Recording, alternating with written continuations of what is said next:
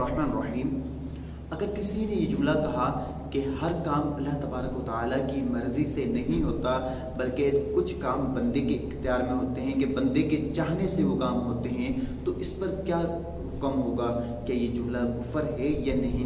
देखिए कि ये जुमला उस वक्त कहा जाता है, मिसाल के तौर पर आप इसको इस तरह समझ लें कि ज़ैद और अमर दोनों शख्स हैं, कि ज़ैद ने अमर से ये कहा कि इस काम को ना करो, ये काम तुम्हारे बस का नहीं, ये काम तुम्हें यानी ये चीज़ हासिल नहीं हो सकती।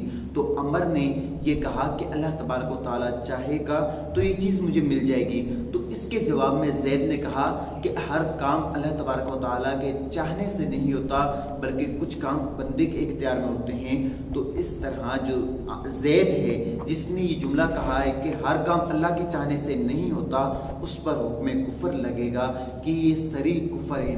अगर वो जो है शादीशुदा था तो वो तजदीद निकाह भी करेगा, तजदीद ईमान भी करेगा और अपने इस कौल से तौबा भी करेगा, उस पर तौबा लाजिम है, क्योंकि ये जुमला अल्लाह तबारक व तआला की शान के लायक नहीं। क्योंकि जो हर काम है वो चाहे छोटा हो या बड़ा हो, यहाँ तक कि किसी ज़र्रे के हिलने में भी अल्लाह तबारक व तआला की रज़ा शामिल होती है। अल्लाह ताला चाहता है तो ही वो जो है ज़र्रा हिलता है। अल्लाह ताला मुझे और आपको दीन व दीन पर चलने की तौफीक अता फरमाए, हम दीनी मसाइल सीखें, हमारे लिए रोज़मर्रा के मसाइल आसान हों।